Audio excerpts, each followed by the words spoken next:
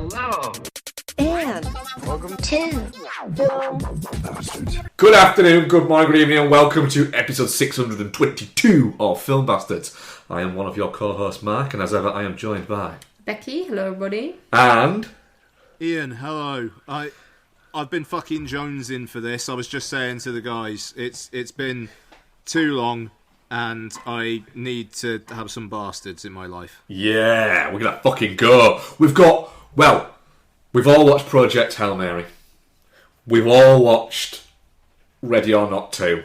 And me and Ian, despite the fact that we've never watched a single episode of Peaky Blinders between the two of us, have watched the Peaky Blinders, the Immortal Man, in true Bastards fashion. We are watching a film of a TV show we have not watched. We did the Sopranos one as well, didn't we?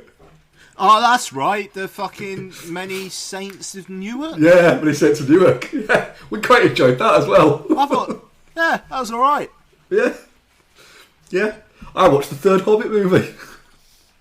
Mm-hmm. You did. And you're going to watch The Mandalorian and Grogu. I am, yeah. I'm going to watch nothing about it at all. They go in there blind. Good stuff. Baby Yeah. Yoda. Yep. Might even get a t-shirt made that has fucking Baby Yoda Grogu guy on it with like Shatner. Something like that. Have you got your head around what it is yet? No. Okay.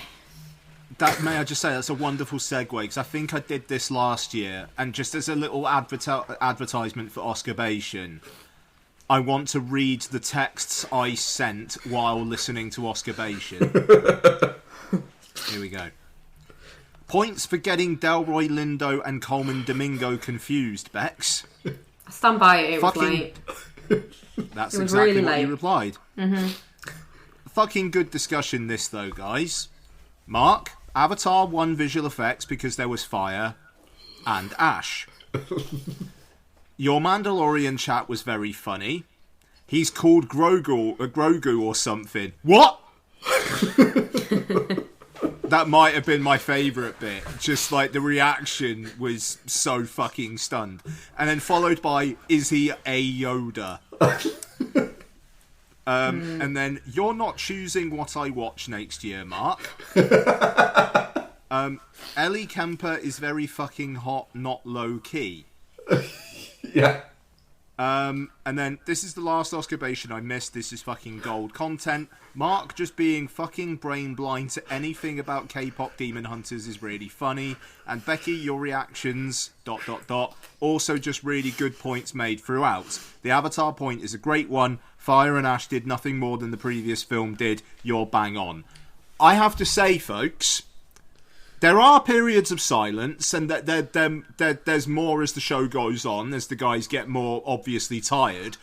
But there's absolute fucking gold, and there's a lot of Mark actually explaining what's happening on screen as well, so you get the context. I listened to this on my dog walk and while I was just doing some work, and had a great time listening to it. I think you guys absolutely smashed it. Thank you very much. Yeah, it's always fun to do. But you do occasionally, you end up just watching it and then forgetting that you should actually fucking saying something, because like a 5 seconds of silence is so long on podcasting. Yeah. Yeah. It is hard commentating on something that you're watching, though, because you're also trying to watch it Yeah. to be able to comment. But the way we did it this year, we nailed it, didn't we? Because we basically each had a headphone in, didn't we? Yes. But that was the other bit. We had a time limit thing because the battery started dying literally during Best Director, and so we're like, shit, is it gonna hang out? It is mad how the Oscars already feel like they were 6 months ago, though. Yeah, it's so weird. It's like just over a week ago. I mean, just to follow up quickly before we jump into like trailers and bits like that. So, very quickly, we are a Pod Syndicate podcast. Listen to our friends' shows. I'm just going to say that. You know our friends are. Go and listen to those guys. They're great. But yeah, just They could have done with a few less of the skits this year. They didn't land all that well. The opening monologue was good, but went on for too long. I do think Conan's decent at hosting. I'll just say I enjoyed him saying about Ted Sarandos. It's the first time he's ever been in a theatre. That was good. I enjoyed that. To his face, yeah, it was quite nice that. But really good, majority deserving winners, and it was nice to see. But yeah, it was. I thought it was. It was a good Oscars for the industry. The fact that you had the two sort of breakaway winners on the night were two original films. Granted, one based on loosely based on existing text, but two original films that did really well at the box office, and that were proper grown-up cinema without being just a bowl of vegetables. They were really fun movies. For fuck's sake, I don't think enough has been made of the fact that a comedy won Best Picture. Yeah. Yeah. It's not something that happens a lot. It's not just a comedy, though, is it? No, I would say that if you asked Paul Thomas Anderson, how would you definitively describe it? You have to pick one genre. I think he'd either say it's a farce or it's a comedy. Yeah, but it spans the genres, doesn't it? It's a genre spanner. But in the same way, I definitely say it's a comedy drama. Yeah. In the same way as I think Sinners spans a number of genres. You've got elements of you've got. Is sexy a genre? Yeah. You've got gangster movie in there. You've got you've got a little bit of musical within that as well, and you've also got bits of horror thrown in there. There's a lot going on, but it was. I think it was.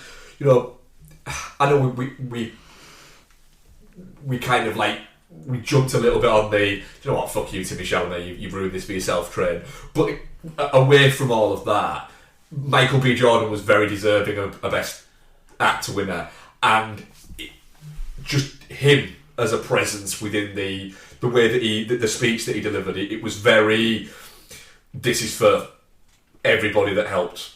He's a movie star. He is a proper, but he's a movie star weirdly in the ilk of somebody like a Robert Redford is a movie star. He's a fully grown he's a movie star like we had in the 60s and the 70s, not like we had in the 80s. Yeah. And Chalamet doesn't get that reaction out of the crowd. No. If he won. There's no way. Timothy Chalamet is going to at some point win an Oscar, and deservedly so. Perhaps. If he collects himself back up into a Timothy Chalamet shaped fucking thing again, rather than whatever the fuck he's become in the last sort of couple of years. Yeah, it was good ceremony. Although that being said, the June 3 trailer, the teaser trailer. Well, that's a fucking segue there. That's well played. Bloosh. So I will just say, I think Chalamet now needs to fuck off until the Dune Part 3 press starts. Yeah. Needs to lose. And I think Villeneuve needs to say it when can we do this? This needs to be done in a classy way, not a standing on top of the sphere in a hoodie way. Yeah, for sure. So Bex, the June 3 trailer. Oh my god. All of them, the previous two have both been epic in the sense of epic scale. They feel like fucking movies, and I am not. I'm not one of the kind of people that's like, oh god, I need to see that in IMAX. Apart from, I did it with 1 and I did it with 2, and I want to see this in IMAX as well. Like they just lend themselves. They are big fat fucking movies, and the trailer for this one it's just fucking mint. Looks fucking mint. Can't wait to rewatch 1 and 2 again. So yeah, just hyped as fuck. It does look like it has very much, like, not even space epic, but fantasy epic. They're all over it, but it's got a lot of... Yeah, it's a good trailer. It looks like Dennis Villeneuve is literally... What I like is the fact that with his budget, he just has a ball with it. It just looks so good.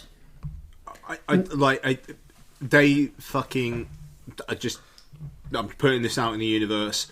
Villeneuve needs to let them release the IMAX framing versions of the first two on some sort of media. Dune Part 2 basically feels like a different fucking film in IMAX. Like, I know that sounds like hyperbole, but it really lost more than your average film does between cinema and home. Yeah, I agree with that. And also, I will just say that Lottie, I have chronicled the Lots doesn't really like films very much over the years on this show. She'll go see animated films with me and fuck all else. We went to see Project Hail Mary, just me and her, over the weekend. And the Dune Part 3 trailer, she was bang up for. And I was just like, you'll need to watch like 1 and 2, and she was like, yeah, that's fine, And Disclosure Day, like I don't think we're going to talk Disclosure Day. She literally turned to me at the end of it and just went, "What the hell is that?" Like positive. Just for some reason, like Spielberg just gets your imagination going. I think at certain ages. Yeah, and exactly. And the thing I said to her, it's directed by the guy who directed War of the Worlds, because she watched it with us a couple of weeks back, and she was just like, I thought it reminded me of something. Yeah, and it's right. We fucking got her. Yes. Yeah. Just back to Dune for a second. I think. Sorry. Yes, of course. Yeah. No. Sorry. It just kind of came to me when you were saying about like. I think, obviously, because Star Wars is a big deal to like people from our generation or slightly before, because it hit at the right time. It was the sci-fi epic trilogy of the time. Dune feels like on that kind of scale to me. I reckon if this had come out when I'd been maybe not quite as young as Star Wars can appeal to, but like if you were sort of a pre-teen watching these, it's an easier digestible version of a very complicated book. And Lots is 12, and I think she's going to really click. Yeah. So that's what I mean, like that 11, 12, 13 kind of age. If you get it at the right time with kids, I think it could be like a lifelong love for these films. Oh yeah, I think it does look very, very good. It's very visually appealing. I think what this one does quite well is it there's not a lot of Paul in it. I don't mean that as a negative, but because of that, because the first two, you're going, what the fuck is going on? All these things are happening around him, and you kind of know that. It's a very good trailer. Yeah, hyped as fuck. What else have we got trailer wise, guys? So we've got The Furious. Yeah. So, very, very raid coded. Oh, yes. I'm going to need to have this movie on like an IV drip. In it, though. Like, it is absolutely, I'm going to have some beers in the cinema watching this. Yeah, you're very excited for that, Yvette. It just looks so violent. I love it. Yeah, like that whole bit about him, just like the pile of bodies, and he's just like kind of stepping up and just making a bigger pile, and then stepping on the next one. Shot is incredible. I did like the fact that the next shot as well in the trailer was him just with a bigger hammer. Yes, I also enjoyed the fact that like I was watching it thinking this looks very Raid coded, and then it was like from the makers of the Raid, or the most violent movie since the Raid, and then it cut to the face of the man from the Raid. And it was like, oh, for fuck's sake! The guy who put that trailer together knew what he was fucking doing. 100%. He was like, the first minute of the trailer was going, "You're thinking the Raid, aren't you? Yeah, well, this is the best action movie since the Raid."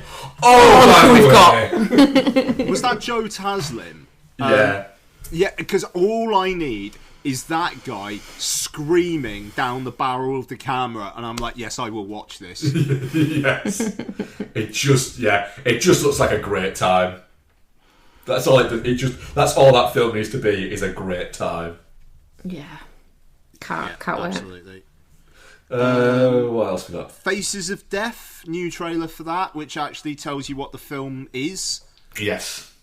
Yeah. I'm kind of like, I'm kind of interested, but even though it just kind of feels like it's going to be someone goes down a rabbit hole and shit gets fucked up, but yeah. I do quite like the fact that it references the original Faces of Death movie, like it places it in the real world a bit. I quite like that. I mean, it looks fine. Pretty done with horror, you aren't you? I have a finite amount of space in my brain for it. I do not. Apex. It is infinite. Yeah, like if Taron Egerton is swimming in the River of Ham as much as it seems like he's going to, based on this trailer, then I'm very in. Yeah, just Taron Egerton just having a laugh, chasing around Charlize Theron, and then it appears from the trailer like she decides to start chasing him instead. I'm kind of yeah. Feels a little bit like what Charlize Theron would do. I was watching the start. I was like, I don't really love watching Charlize Theron and stuff, because she's got a bit of a "I'm fucking better than you" air about her. Which I don't even think she's just got an air about that. I literally think that is the entire way that she lives her life. I mean, and she probably is. Yeah. Let's be honest. And then it was like Taron Egerton was there, and I do have a major soft spot for Taron Egerton. So it's like, maybe. And then they just start fucking trying to kill each other. Yeah. Yeah, sure. Yeah. I'm alright with that. Yeah. Yeah. It's a Netflix film, is it? Yeah. Yeah.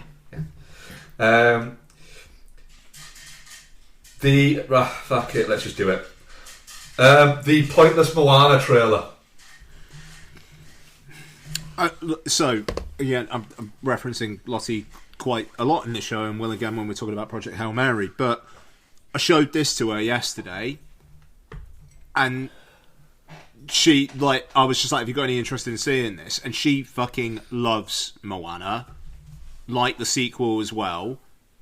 Maybe slightly older than the target audience, but considering this is also a nostalgia play, it's like, how's this going to play? And she was just like, nah, I mean, maybe I'll watch it on Disney Plus.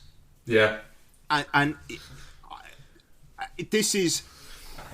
They've actually made it worse, because not only does it look like it's going to be shot for shot, Maui is now less interesting because Dwayne Johnson obviously won't wear a fucking fat suit.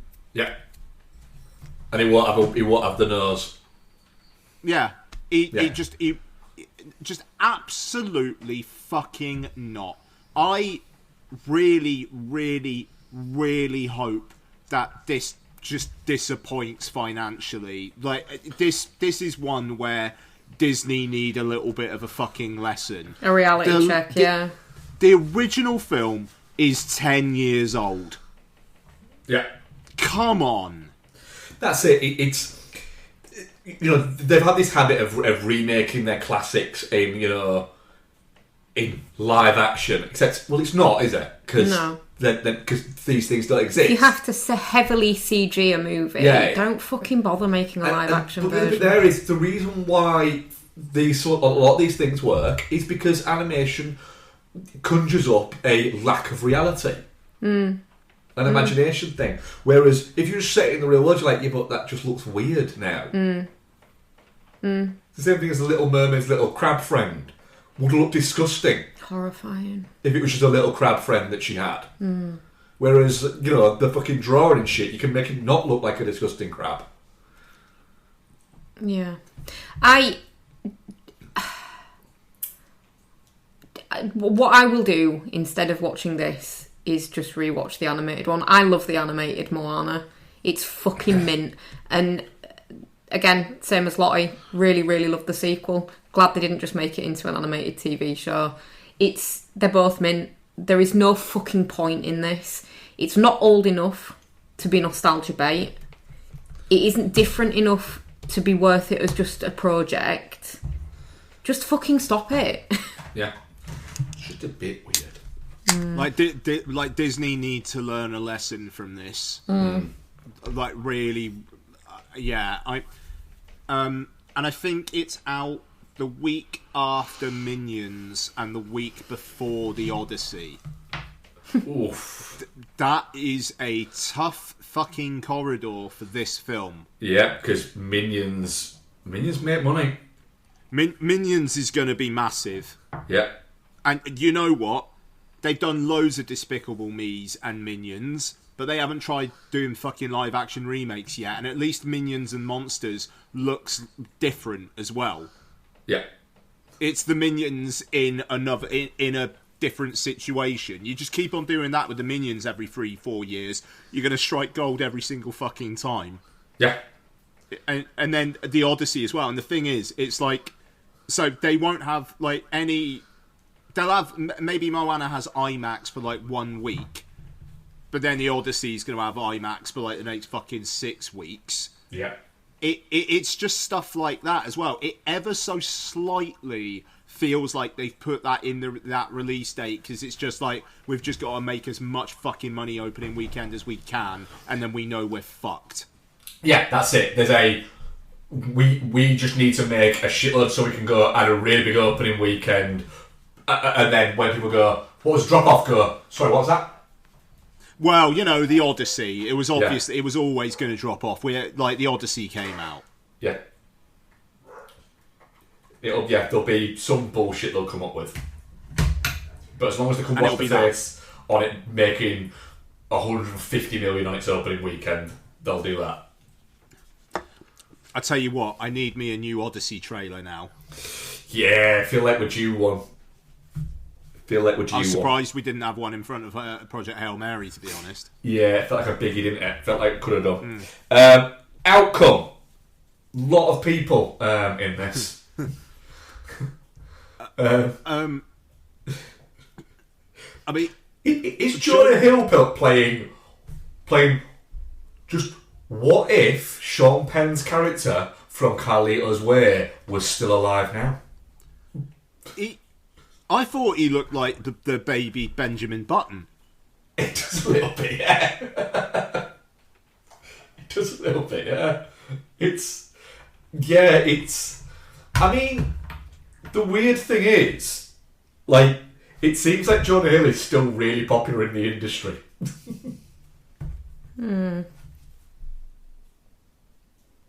It's, yeah. Did he direct You People? I never watched it. Did he? I think he might have done. I did watch it and it was not very good. Did he write and direct it? No, he didn't. He wrote it and direct it. Wrote it, okay. Because I think the only thing he's directed so far was mid-90s, which is actually a good film. This is the thing with Jonah Hill. Like, he does literally just seem to do what he wants to do now. Like, he's made his nut, and I mean, now he like, didn't really ever need to make nut, did he? Because he comes from a very rich family. Yeah, no, sure, but I mean, like, he's had an Oscar nomination. He's worked with shitloads of massive directors. And now he's doing his own thing, and I do respect that. And when Keanu Reeves attaches himself to a project, it's interesting. Still haven't seen Good Fortune, actually. I need to get on that. But, yeah, I keep hovering over it. Yeah, and I mean, the trailer doesn't make me. If the trailer starred people I wasn't interested in, I wouldn't be interested in the film. But I like the cast, and it'll just be on Apple TV in a couple of weeks. That's it, yeah. I really like the cast, and David Spade's in it. So, you know.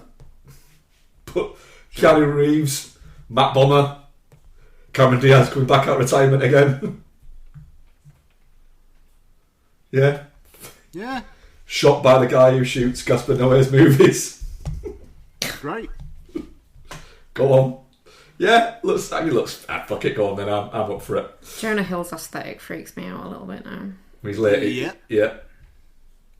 What else have we got going on? Wild Horse 9 trailer. Yes, please. Yeah. I think this is September. This is we're going to ease you into award season comedy thing that just absolutely I will watch those two bicker for a couple of hours. That's it. It's that great thing of, hey, do you want to see a film that's coming nominated for best screenplay? Yeah, exactly that. Go on then. But I mean, just look at that cast though: John Malkovich, Sam Rockwell, Steve Buscemi, Tom Waits, and Parker Posey. Yeah, lovely stuff. That's just going to be a great time. Yeah, fucking go on then.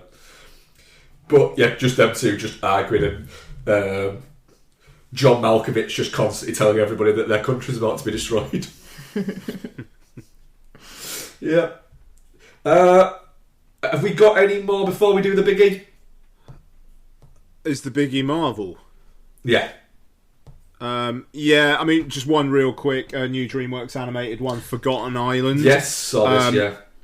Yeah, directed by the folks who directed Puss in Boots: The Last Wish, which is a good fucking movie and looks amazing. I mean, this I might not see in the cinema because I think lots might say it's too kiddie for her, and I will die slightly inside. I would say it probably looks like it might be a little bit too kiddie for her. Yeah, definitely. Yeah. I don't know. Looks alright. It looks thoroughly like I will watch it when it arrives on Prime. Yeah. Yeah. Yeah, but it looks perfectly serviceable. Looks like it could be fun, but also make me go a lot of the time. I don't understand this. Fair. So, Spider-Man Brand New Day. Are we getting Man Spider? No fucking juice to this trailer whatsoever. It's a weird one, isn't it? I honestly, between this and Doomsday, I'm sure I'm wrong, but I do just kind of feel like it's like, do we care anymore? The oddness of it is, it apparently is it's the most watched trailer in a 24-hour period ever on YouTube. Don't know how the fuck that happens. Right? And the thing is, I can believe that is true, but barely anybody seems to actually be talking about it. So somehow that is worse because of that. I've seen a few little pieces on it, sort of picking apart, going, what does this mean, what does this mean, what does this mean, and what does this mean? And it's a bit like, I'm not sure any of that seems that interesting. I don't really know what it's doing anymore. No, it's age. It feels like ages since the last one, and it's been 4.5 years. Yeah, and you've got all these shite Marvel movies that really haven't made much of an impact. Like, normally when you go into like a new one, or previously when you go into a new one of these movies, you've got connective tissue, and there isn't really any of that. It's soggy tissue paper. Yeah, but I mean, I was a little bit like, what the? When the Punisher showed up in it. That took me by surprise a little bit. I'm not gonna lie. I'm intrigued to know how that's going to work its way into it.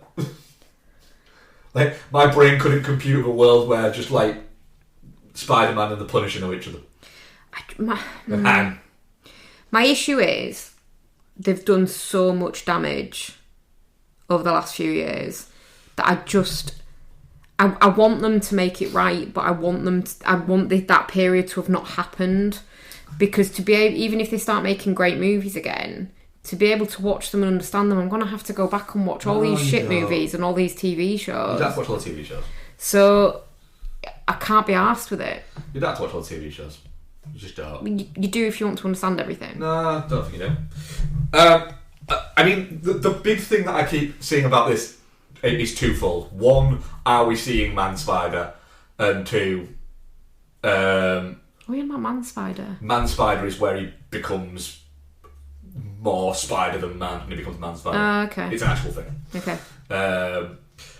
And, there's the constant, who the fuck is Sadie Sink actually fucking playing?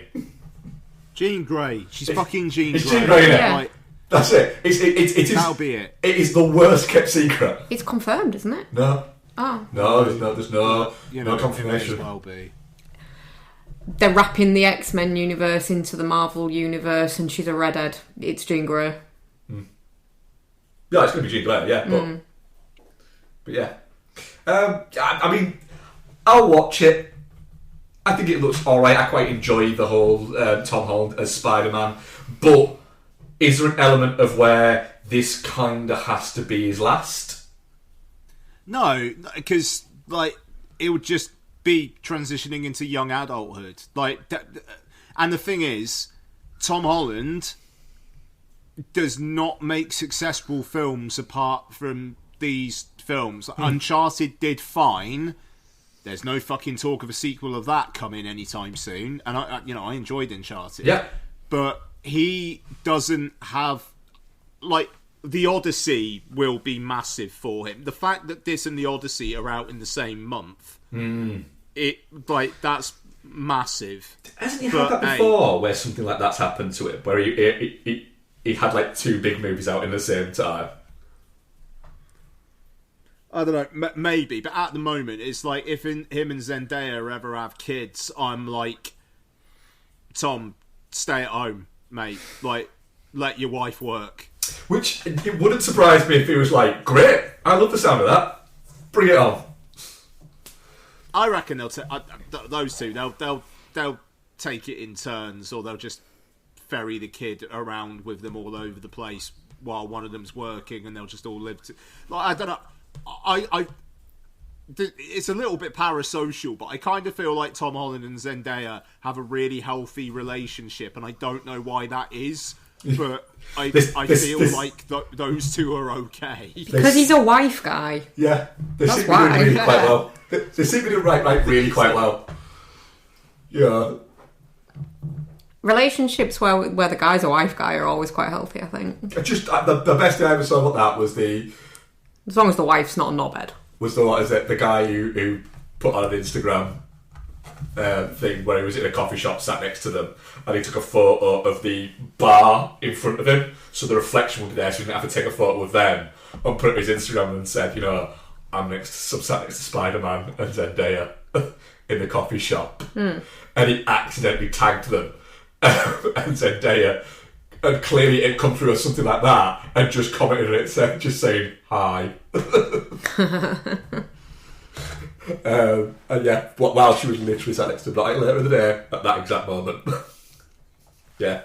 I mean, it's just, there's this and there's Doomsday, and it just feels a little bit... I feel like Doomsday needs to have a really fucking good trailer very, very soon. Because at the moment, it's all about the opposite, about Doom 3. And it'll have a trailer, and it'll open big, and it's fascinating that it and Dune 3 are still supposed to open on the same day. And I kind of feel like that will happen now, because the marketing for Doomsday's had that ticking clock thing, and Dune's got all the IMAX screens guaranteed. Yeah. So I don't think either of them blink. And there's already the Doomsday thing. Oh, God. Yeah. Yeah, I did see that. At the same time, though, there is an argument for that. That first Saturday that is out, people going to see one of them and then the other, that could be big. I mean, the first Friday as well, but like I don't feel like they'll cannibalise from each other all that much, because I can see people just going, we'll watch both. And there'll be an expectation that Dune 3 will not do as well. So I think they can both actually get away with that in that corridor. Because apparently other studios are fucking fuming about it, because they're just like, there's no oxygen for anybody else. And Jumanji has just moved to the week before. Yes, I believe so. But then, you know, if you were to say in a Christmas season, you've got a Marvel film, Dune 3, and a Jumanji film, I think I'd be like, what the fuck else are you expecting to actually open anyway, regardless of if two of them come out on the same day? That's it. It's the thing is there. You've got. I think that there is room for all of them to do well enough. There over that period, and they will. Weirdly, I actually think, and I'm looking forward to Doomsday. But when I rewatched the Jumanji movies recently, I really enjoyed my time with them. I'm actually kind of possibly looking forward to Jumanji more than Doomsday, because it probably isn't going to be 3 hours long, and it will probably be more fun. Yeah. I think it's a great Christmas season ahead, and then you'll have some awards botherers come out Boxing Day and New Year's Day, and it's like, yeah, let's go. That's great. Yeah, that's it. After last Christmas, when I felt it was a little bit, it's not a lot out here.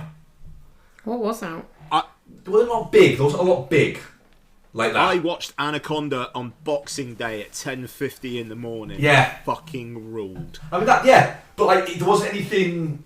It's like fuck. Because the big film was Avatar. There wasn't anything like what? Fuck. Well, Avatar is arguably supposed to be the big film. Yeah, but no one gave a shit, but people still went to see it. But then, like, New Year's, you had Marty Supreme and Song Song Blue. That's it, yeah. You know, like, we did have stuff come out. Yeah, but... Not at that a movie scale, about a Neil Diamond tribute thing, and a movie Stevens about doing the best a ping background pong player crying of all time, Becky. I just mean not Show exciting some fucking releases, respect. not exciting releases to normal people. Very quickly before we move on to our first review, the guy who played the dickhead in Marty Supreme. Timothy Chalamet? No, the other dickhead. Kevin O'Leary. That's the guy. Yeah, I am glad that literally him showing up at the Oscars wearing a ridiculous suit and a Pokemon card as like a necklace, and kind of showing that off, was absolutely dealt with the absolute fucking disdain of, what the fuck are you doing, you sad old man? Did you see the look that Jafar Panahi gave him? Yes. That was amazing. It's and there was literally, apparently, somebody literally walked by and said, "Who cares?" at him when he was waving it out, and apparently it was Andrew Garfield. Fair. That Pokemon, it wasn't that fucking that one that Logan Paul's bought, is it? Did he borrow that or some shit? No, it was his that he now wants to try and sell for the record that because Logan Paul sold his for like the most one's ever been sold for, didn't he? And it's just all a little bit like, I'm glad that the Oscars just went, no, this isn't, we don't do that. Go away, little man. Right, let's review a fucking movie. Oh god, yeah, look how stupid he looks. Yeah. Wow. Yeah. What a dickhead. So, Project Hail Mary is written by Drew Goddard and based on an Andy Weir book directed by Phil Lord and Christopher Miller, and it is about, according to IMDb, science teacher Ryland Grace wakes up alone on a spaceship light years from Earth. As his memory returns, he uncovers a mission to stop a mysterious substance killing the sun and save Earth. An unexpected friendship may be the key. Few things before we get into it. One, we had to see this separately, didn't we, Rebecca? Mm-hmm. So you saw it today, and I saw it on Monday, Tuesday, a day. Either of you see it in IMAX? Couldn't, unfortunately. We were supposed to on Monday, and then we just both got out of work too late to actually go and see it, didn't we? Which is really annoying. But I might go and see it in IMAX again. What I will say, before we get into it, is I cried a lot. Like, a lot. Oh. Like, and out loud, like, properly, like, took me by surprise and just shouted, "No!" at one point.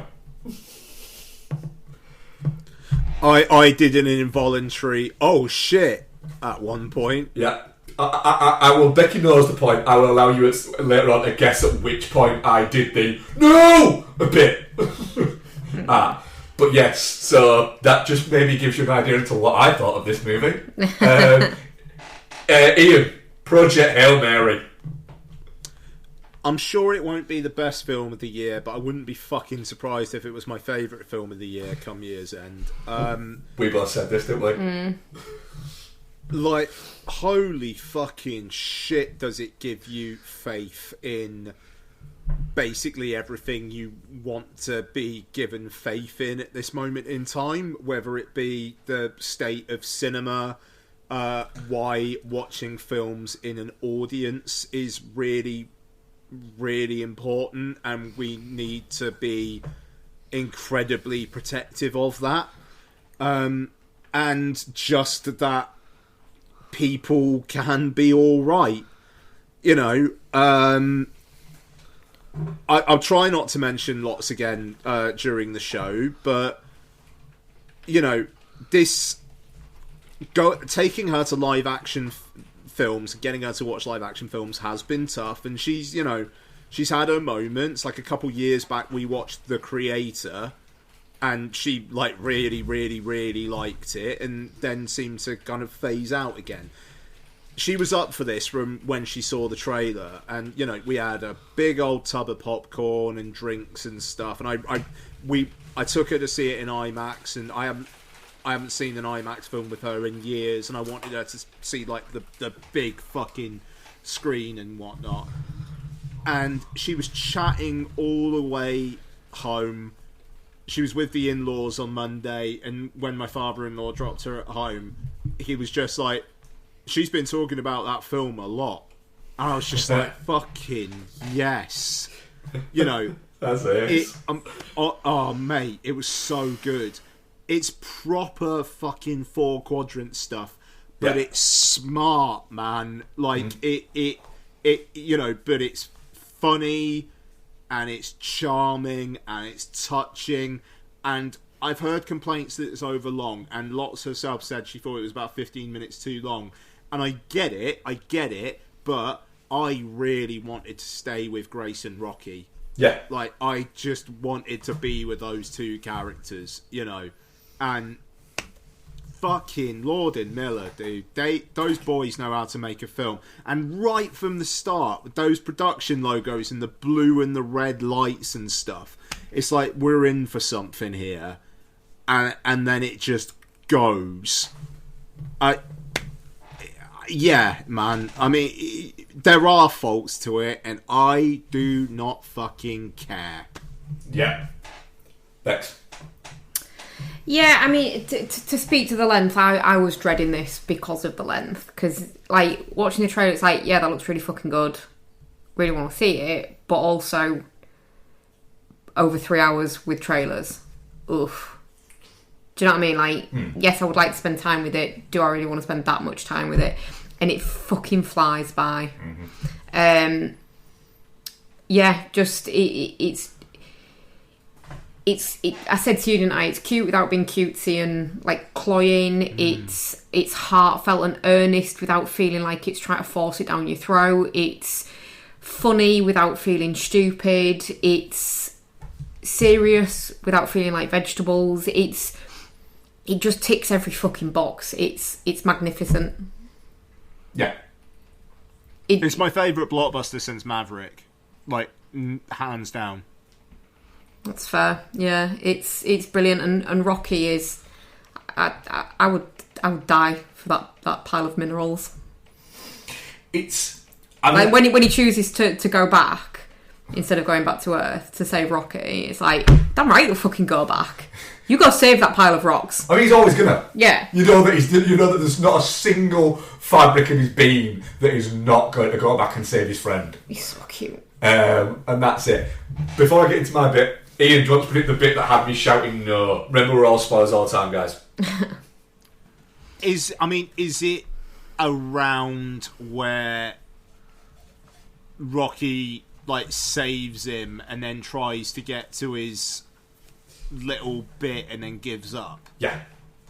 So when he first starts smashing out of his little ball thing he's got there, literally Lottie was audibly. Oh no! I literally shouted, and I don't mean like quietly, like really loudly. Shouted no.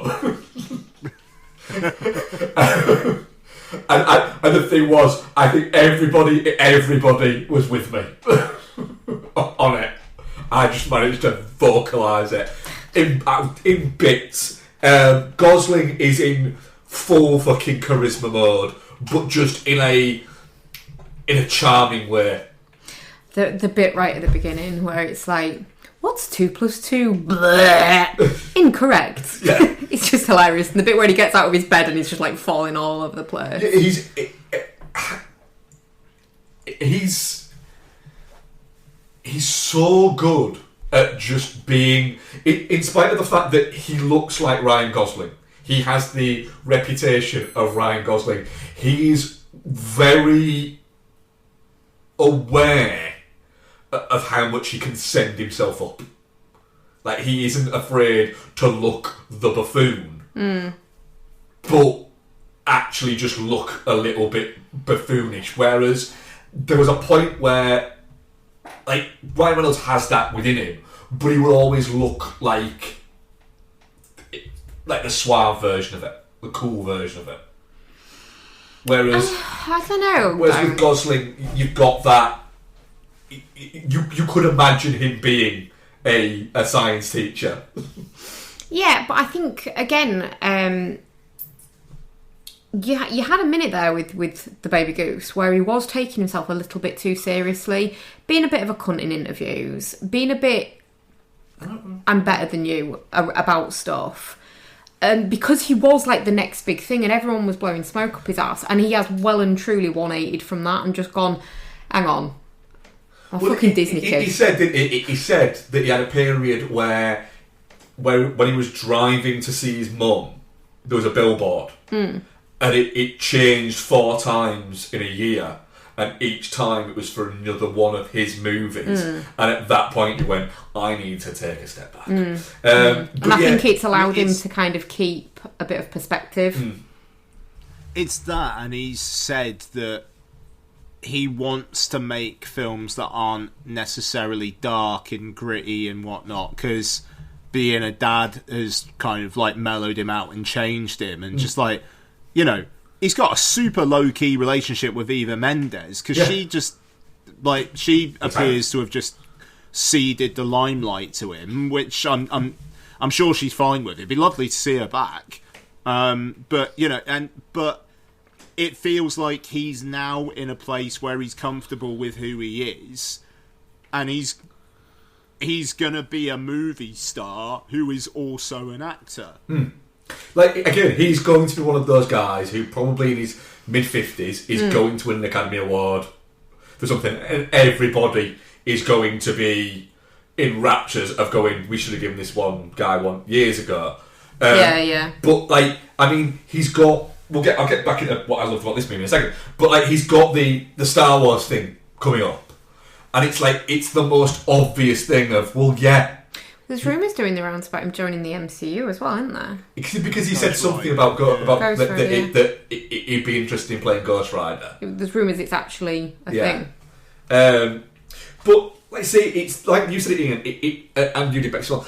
It covers every base. It is charming. It is funny. It genuinely had me in bits at several moments throughout it, which I fucking loved. It's got a really nice ending, and it feels it feels hopeful. And the bit like where that like maybe shout out. At that moment, I was a little bit not quite. It wasn't losing me by any stretch of the imagination. Were you flagging a little bit? No, I was a little bit going.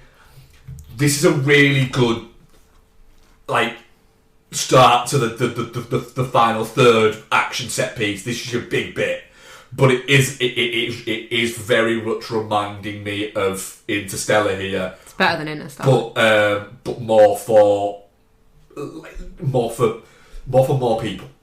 There is what I would say. And then it grabs the heart a little bit. I was like, oh no, you've got it here. Well played. Just, it's a really well made movie. That bit where because like obviously he's doing all the science bit, he's like, you gotta wake up because I've got the thing and you've got to take it back to your planet, blah, blah, blah, but he's still like asleep. And then the bit where he wakes up when Baby Goose is asleep, yeah. And then he's like, oh shut up, Rocky. And then he realises what's going on and he wakes up and they do the hug thing. Oh my god, killed me. Yeah, the hug killed me.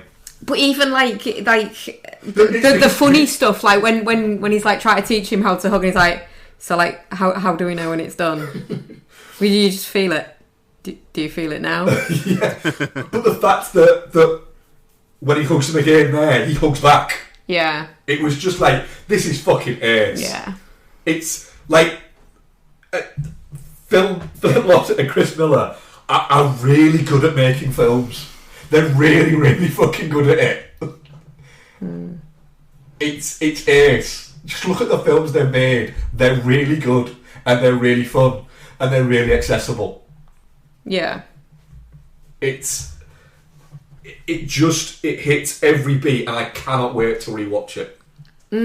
Yeah, actually, fair. Yeah. Even the bit where you realise that when he sat down saying, I can't do this, and you're like, you sort of twig and think, oh, she isn't asking. Yeah. I've decided no.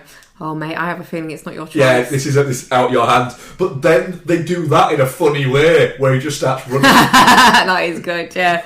He's running. but it is, when you think about it is quite horrible what they've done to him. Yeah. And the fact that they've obviously put something in it to make him forget as well. Yeah. It's quite horrible. But I don't know, you kind of feel like it actually he was the right person for it. And that's the thing, it's like the ending, it's a little bit ambiguous about whether he's going to go back to Earth or not, because like he's just like, I'm going to think about it for a long time, you know. And by the end, when he's like chatting to the little rock kids, and then he does the clap at the end, I was like, nah, he's fucking staying. He's staying there, yeah. Like, he's going to have the best life. Like, he's fine. Yeah. You know, and I love that. Like, he doesn't need to go back. He's got his little biodome. He's having a lovely time. Yeah, you know, and he's with his best friend, and now he's like helping the next generation. You know? Yeah, that bit where he cuts to the class at the end, and they're all like, "Woo!" Yeah, I loved it. And it just ends with him doing like giving himself the clap, and it cuts to black. It's just like, let's fucking go. Yeah, it is. It's just that it's a big smile of a movie. The thing is, the previous Andy Weir, but he wrote The Martian, okay. which I think is one of like the most watchable blockbusters of the past 10 years. Which I would talk about it in what we watched, but I watched The Martian this weekend as well. Yeah, great, isn't it? It's brilliant, and it's got that 4-quadrant thing. Yeah, but it's a little bit gnarly. Yeah, it's got a little bit more of a twinge to it than this does. It does, yeah, but I mean, like the montage set to Starman in that, you know, that feels very of a piece with what Project Hail Mary's doing. Yeah. And, it was also written, the screenwriter, Drew Goddard, is the same writer, screenwriter as well. Yeah. So there's a lot of DNA there. But Project Hail Mary, I think, is a better film than The Martian. And I think The Martian is probably Ridley Scott's best film in the last 20 years. I'd agree with that. And I'd agree with that Project Hail Mary. I will be very glad. Like, it will be an amazing thing if this isn't in my top 5 of the year. I already am like, I think Gosling's a lock for Best Actor at the Oscars next year. Mm-hmm. It might be too early, though. No, I don't think it matters as much anymore. Okay. Because the thing is, right? I feel like this is going to be the big actor performance in a blockbuster this year. Like The Odyssey, Matt Damon. That doesn't necessarily feel like it's going to be an actor film. He's got a large supporting cast around him. Gosling, it's him and an animatronic, or him by himself for more than half the running time. Yeah. And there's nothing else coming in this sphere this year that is gonna do that on a blockbuster scale. So unless you get 5 Oscar-bation films with Best Actor performances, I can already see him sneaking in. Yeah, I think he will do for sure. Yeah. I don't think he'd win. Don't get me wrong. I think there'll be a more dramatic Oscar performance that will do it, but he'll be there as one of 10 Best Pictures. Yeah. If you assume The Odyssey and Dune Part 3 are gonna be in there, and this, then there's only 7 other slots, and so is this gonna be more of a Best Picture than The Odyssey or Dune Part 3? I don't know. But it might be. It might be, yeah. It genuinely might be. It's, yeah, I mean, an emphatically fucking definitely not shit. Oh, yeah. Yeah. There's a little bit of me that if we didn't have some of the movies coming up that we've got coming up this year, it could have possibly got a fallout. And from me. It's totally. And it's interesting as well because, and this kind of feels like something that they've maybe been told to say, but I've seen Gosling and I've heard Goddard both say that over the last few years, it's like people have been told you got to go to the cinema to save movies, and both of them have said no, we have to make films that make people want to go to the cinema. Yeah. And Project Hail Mary is one of them. There was reaction in the crowd, massive laughs and a lot of and gasps and stuff like that.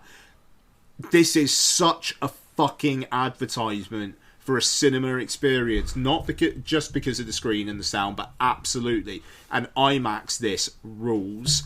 But also just watching this fucking thing in an audience. To be fair, I'll say that for Ready or Not 2 as well. I know we'll get to it, but my audience had a great time with that fucking thing as well. And it reminds you why going to the cinema is so fucking good. Yeah. It just, yeah. There was when that film finished, my brain just went, I fucking love movies. Yeah, man. I fucking love movies. And that's what I was. Yeah, I'm just emphatically, definitely not shit. Fucking great. Yeah. What a film. What a picture. Just one thing as well. I am a little worried about Project Hail Mary not getting a physical release. Which would be a crying shame, but it's not usually on Blu-ray.com when films come out. Pretty much straight away they get a 4K pre-order, and there's nothing for that yet. And Amazon, I'm sure, are going to be very... We've got the biggest film of the year so far, and it's only on Prime. Yeah. And I'm really, really worried about that. And I hope that Lord and Miller had enough sway or care enough to give insist. this fucker a physical media release. Yeah. Yeah, because there's not anywhere else so far about it. I would think they will just go, fuck it, do you know what? We might as well do. It just feels like free money. Yeah, that's it. Because people will buy it. This would be one I'd be happy to have in our 4K collection. Yeah, me too. I mean, shit, man. K-pop Demon Hunters is getting a Criterion. Yeah, that's freaking ace, that. Yeah. Oh, dear. Right. But, yeah. Great stuff. Right, guys. Ready or Not 2 is directed by Matt Bettinelli Alpin and Tyler Gillett, or Gillette, whichever one you want to go with. The best the man can get. Yeah. It's written by some people. And it stars, who's it star? Samara Weaving, Catherine Newton, Sarah Michelle Gellar, Sean Hot Soy, Hot Sauce. Sean Hot Sauce. Elijah Wood is there, David Cronenberg, and other people are also within it. What is it about? I mean, it's literally set the day after, I think. So, I mean, she's taken to the fucking hospital, isn't she? It's like straight away. Yeah. After surviving one deadly game, Grace and her sister Faith must now outrun 4 rival families competing for a powerful throne. Winner takes all. Becky, where we're going, we don't need rules. Ready or Not 2, here I come. What do you think?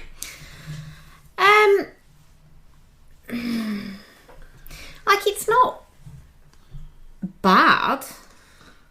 I didn't dislike it. It's just, I don't really see the point of it. It's just Bex, can I throw something out there? Go on. Did it need Catherine Newton? The problem is, it's basically the same film as the first one, except her dress starts dirty instead of getting progressively dirty. Without the addition of Catherine Newton, it is just the same film, but with different people to fight. Like, it's so fucking pointless. I mean, I'm glad they had Catherine Newton in there, because I like Catherine Newton. But I just don't see the fucking point of it. It's a shameless cash grab. And the issue is it also sullies the... It sullies the first film by being a cheap cash grab. If that makes sense. Yeah. Just as a standalone, it was fucking mint, and it was a really interesting idea, and Samara Weaving, she's a scream queen, so like, yeah, fine, fucking great. Now it's a bit like, okay, but then they just made it again with Buffy. Like, I just don't really understand the fucking point. It's made me really angry because it's just so it's just so obvious. It's so obvious what they're doing. Oh shit! It made way more money than we anticipated. Fuck, let's do another one then. But what kind of story are we gonna do? We'll just do the same again, but in a fucking big house instead. We already did it in big house. A different big house. So yeah, I'm a bit. It feels a bit dirty in that way, like, because it is just clearly all about the money rather than the project, which I know movies are, but I just, yeah, icky. But I didn't not enjoy the film as its own little thing. It's fine, but I think the machinations behind it upset me. Fair. Ian, what did you think to it? Yeah, the reason why I asked that question, I don't think it was necessary. I like Catherine Newton. I thought she gave a decent enough performance in this. I suppose you've got scenes in this, like multiple scenes, where they're talking to each other about one of them's been a shit sister, no, the other one's a shit sister, blah, blah, blah. And I am a little bit just I just kind of want to see some gore and some people explode. I'll be honest. Yeah, like, that stuff takes up too much of the oxygen, doesn't it?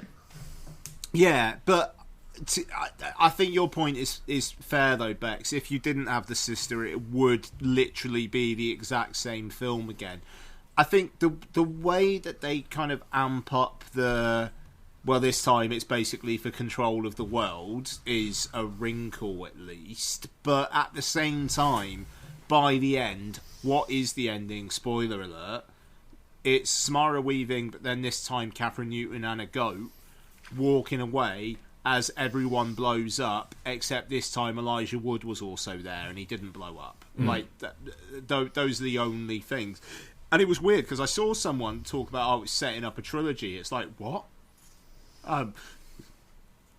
Don't think it is, but okay. And again, I watched Ready or Not before this, so eating into what we watched, which is good because I got a big list this week. And Ready or Not, is this fun one-off thing?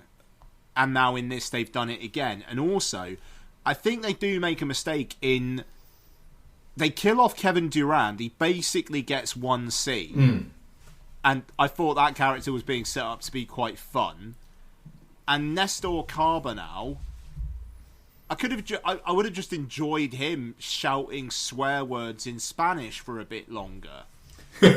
And yeah, I liked it, but it was a little bit, is this all you've got? And I think that if it wasn't for Samara Weaving's facial expressions, it would be way less interesting. I said on Letterboxd, she needs to never get Botox. Yeah, because her face is... it is her fortune. It's so charming. In so many ways. Like, her face, just like... The kind of like the weird kind of like screwed up thing where she's done something wrong and she kind of does this like scrunchy thing with her face is great, and she does a few times in this film just reactions to things, and she does that and Catherine Newton doesn't. But you know, Catherine Newton's got some like spunk to her and whatnot as well. You know, and I think they play off well enough against each other. It is a little bit... Alright, they came back to this like 5 years after and these guys just directed the last 2 Scream films. You've come back to this and this is... It doesn't necessarily feel like there was a creative need to come back to it. I think Bex is quite right there. And, you know, it's done not that great at the box office. Not it's going to lose money, but... If they do a 3, come on now. I think that's fair. Yeah, I would... It wouldn't surprise me if a 3rd happened, but also it might just be one where they go, do you know what, we pushed our luck enough with this. Yeah. I mean, it's fun enough, but then there's bits where it isn't fun. So the both brides have been sprayed each other with mace, and then are just running into things. I enjoyed that fight. Yeah, I really didn't. I enjoyed it initially, and then it went on far. I was just going, why? Right, just that's fair. If one of you just stands still, that'd be better than just running into tables constantly. It just felt a little bit like this. This feels more like you're enjoying making this more than I'm enjoying watching it. But then the first one was fun because it's a really simple, silly idea. And then this one, they try and put a mythology behind it and add more layers to it. But then I was there going, wait, why are you allowed 2? Why are you both allowed? And don't give me the because it's their twins thing, because that doesn't make sense. Yeah, one still came out first. Yeah, one still came out first. So I'm sorry, but nah. On that one. It's just... And then there's too many points where, like, people could be killed quite easily and then are just not. Because they need to be the plot along. It just felt a little bit Lazy. Yeah, and the bit about, there's no rules about killing family. Yeah, but there is rules about killing another player, and she's another player, so you should have cursed your entire bloodline with that, you prick, because you're not married yet, so that clause hasn't been activated. So by killing your sister, who's another player... Yeah. It feels a lot like... But it's tied itself in knots. It's trying, it'd be cool if this, and this, and these are the rules. Oh, but we need that to also be a rule so that she can kill him at the altar later. Fuck, no one will notice. Yeah, there's a little bit of that. It survives mostly on the fact that you go in, Elijah Wood's back. He's going to do something in a minute, and he doesn't do anything. And because both of the female leads... He does get to wear that cool cloak thing, though. He does get to wear a fucking ass cloak. And a ram's head hat. Yeah, and you know he took that home. You know he literally... that is on his wall. You know he fully went, I'm keeping this. Yeah. But yeah, Samara Weaving and Catherine Newton are both very charismatic screen presences. Yes, so, that's what it hangs on, is Catherine Newton and Samara Weaving. It would be an abject failure with lesser actresses, and not just actresses, but well-honed horror actresses as well. Yes, and I think that they're good in that genre.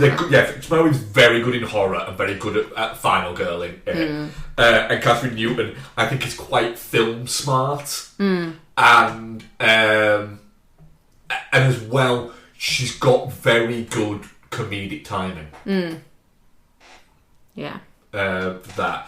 So I did enjoy it. I just don't think there was any point to it. But if there's a third, I'll watch it. I'll begrudgingly watch it. I'll still watch it though. But I didn't realise it was like literally 7 years since the last one. I was watching it just grab some fucking jeans from somewhere. Stop wearing that fucking blood-stained wedding dress, you madhead. Yeah. Like, they have to really stretch it to try and get her back into that for a third, aren't they?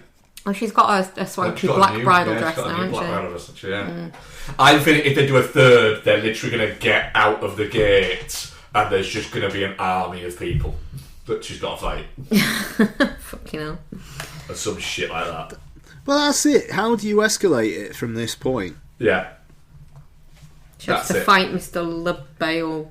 It's something like that because she was the last to wear the ring, she cannot... Yeah. There'll be something. Because nobody finds it. Yeah. Because nobody... Well, they'll have to find it, they'll just all die before it's done, don't they? Yeah. Which was quite funny.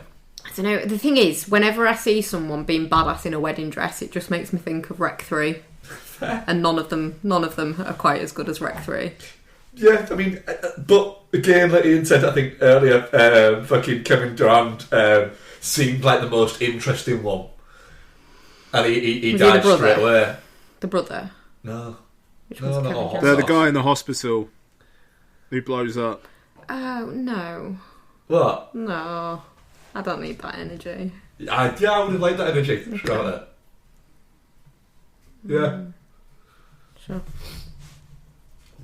But yeah, I mean, it's definitely not shit. It's good. It's fun. Yeah. Yeah, I mean, definitely not shit. Yeah. Pointless sequels irritate me. I mean, horror, Becky, you should be all over this. Can I just point out that Project Hail Mary was 100% definitely not shit with our audience. Nice. And Radio Not 2, 67% definitely not shit and 33% touching cloth. Fair. Nice. Yeah. Right. Right, Ian. Hi. Ian. Yes. Shall we chat some Peaky Blinders, the Immortal Man? Yeah, I mean, it's not going to take long, is it? Probably not, no. So yeah, what is it about? Well, it's about these Peaky Blinders, right? Basically, if you go to a place in Birmingham, England, everybody there will tell you they're related to one of the Peaky Blinders. That is it. They are also anybody who... there's people who watch this show, but people who really watch it and it becomes their personality are people you would not want to be sat next to on a train. But It's directed by Tom Harper, who directed, I think, one episode of Peaky Blinders. And it's written by Stephen Knight. Cillian Murphy's there, Rebecca Ferguson's there, Tim Roth is there, Barry Keoghan's there, and Stephen Graham's there. And what is it about? During World War II, Tommy Shelby returns to a bombed Birmingham and becomes involved in a secret wartime mission based on true events, facing new threats as he reckons with his past and rising national stakes. And so when we say based on true events, it's basically a building with people in got blown up. Yeah, and I believe I said there's a little bit that happens midway through the credits, right? That I sent Ian after it, where it says, on the night of November 19th, 1940, 400 tons of high explosives were dropped on the city of Birmingham by the German Luftwaffe. 53 munitions workers were killed at the RSA factory in Small Heath after deciding not to go to the shelters, even after the sirens sounded. This film honours their memory. So I just did send a message saying, maybe they should have got to the shelters. Like that's why we have air raid sirens, so you could go to the shelters. That is literally a pointless waste of life. Yeah. Where they were making things that were going to get blown up anyway. Yeah. It's just a little bit like why? That, or at least, if that's not the case, that is how this film frames. Yeah. If they're saying it must be something else. It can't literally. It must be. If it is just that, then I'm a little bit like, that just sounds a little bit like British stubbornness gone wrong. Yes. We should go. What is it? No, I'm not going just because that Simon's told me to. That's kind of what it's there for. Wow, no. Well, let's just get through this, mate. Let's go. What do you think to it? Yeah. Look, so neither of us have watched an episode of Peaky Blinders before, but people are going to come to this on Netflix and be like, well, alright, well, I'll give this a shot. Yep. It's been very heavily advertised and whatnot. If this is an advertisement for Peaky Blinders, it's done a bad job. I don't necessarily... It's not awful. Yeah. There's engaging stuff in it. I think Cillian Murphy is very good in what feels like a lived-in performance, to the extent that you've had 36 episodes previously to build up the character. So the fact that for the first 45 minutes he barely says anything and is just really miserable means something. Fair enough. Barry Keoghan does a good job of cosplaying a hard man in the first scene, and then just feels really fucking wet for the rest of it. And I don't know if that's the director's fault or the actor's fault, but something, or the script's fault, but something went wrong there.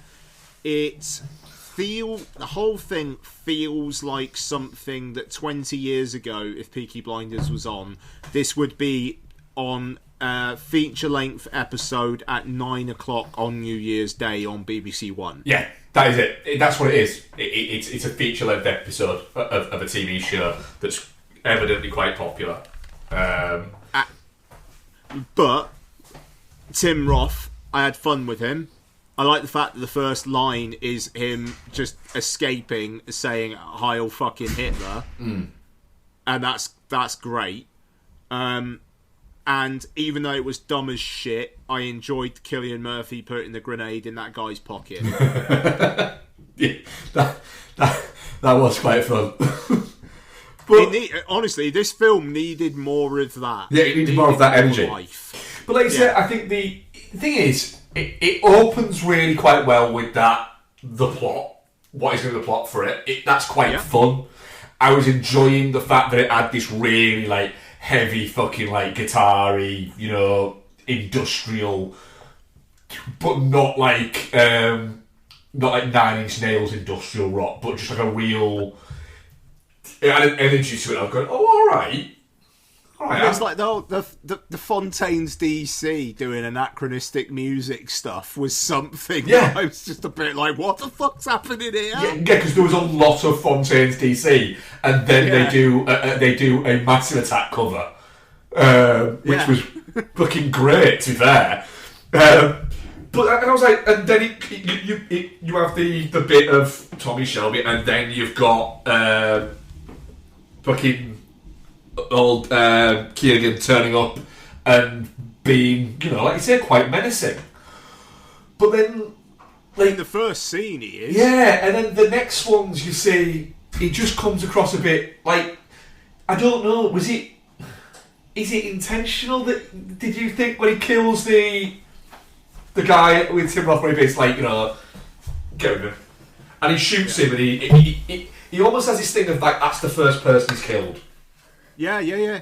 Well, yeah, but it's. I think it's supposed to be this situation more than the fact it's the first person he's killed. It's more like the first person he's killed because he's being told to by a Nazi. Yeah, which is that. Yeah, that probably is it. Yeah, but this is the thing. It's like they're building up the whole. Like somebody says, like, he's going to get killed by the police or he's going to get killed by the people. I'm paraphrasing there. But it's this whole, like, Duke Shelby has set up this kind of empire that's, like, set on unease on both sides. And then nothing comes to that because as soon as he fails to kill his aunt... Yeah. He's basically a wet blanket, and by the time Cillian Murphy's basically just kicking him around in a bunch of pig shit, it's like, all right, I don't care about you anymore. And then when it's like, I'm going to go back to the Nazis, he's obviously not. Yeah. But the reason why he's obviously not is because film grammar is telling me he's not this performance. This performance would basically tell me that he's going to fucking sell whoever out because he's a wet fucking fart. Yeah, that's it. But that's it. And then at the same time, as all that's going on, you've got Rebecca Ferguson for some reason being a fucking witch who is also inhabits the spirit and body of her dead sister who Tommy Shelby had a thing with. I mean, just massively fucking Mark Nip this. I mean, that was quite good, yeah. The fact that she's like the fucking queen of the fucking the gypsies because she's like a fucking sorceress. It's basically, I'm Rebecca Ferguson, your dead ex looked like me, and she's told me from the other side, I can fuck you. Yeah. That's it. I mean, Rebecca Ferguson's character does very little in this. It's wild. Hilarious. Once Tommy Shelby is back in Birmingham, does she maybe have 2 scenes? I think it's maybe even one where she tells She's Keegan. got the one with Keegan, yeah, where it's just like, but you could be king of the gypsies. Yeah. And then the one where she's reading Cillian Murphy's palm. Oh, yes, the palm one, yeah. Where he goes, I need you to and read then my palm. she's just there at the fucking the funeral. Yeah, because why not? It's great. It's like almost like the funeral, like the fucking Steve Knight went at Netflix. Can we get like another $500,000 to do the funeral? Nope. Oh, really? Yeah, no. Oh. And that's it as well. Like the climax of this just seems to take place in a sound stage with a car in the middle of it. Yeah. It's a real oddity. And apparently, like, it's really split Peaky Blinders fans. Yeah, you see that on Letterboxd as well. Yeah, like, some... It's really all over the place. Some are like... Some people seem angry because they thought that this was going to be... Netflix was going to do a film and then there was going to be another series after it. And so they're angry at the fact that Tommy Shelby's now dead. But it's kind of like... I'm fairly certain that Cillian Murphy was very much like, I'll come back to it, but I want him to get killed in this. Kill me. Yeah. Because then I can't be asked, am I going to do it again? But he's been very respectful and love playing the character. It's been amazing. What is it? But I don't need it there and constantly being asked. It is mad that he's And he's done this massive TV show, but also his Oscar win in no way feels like it was informed by the fact he's been in Peaky Blinders. Because he's had that working relationship with Nolan. Like, Nolan would have cast him in Oppenheimer if Peaky Blinders never existed. Oh, yeah. It was very much Nolan's kind of said, you know, that he was always waiting for the time where he could cast him in the lead role rather than just a supporting performance.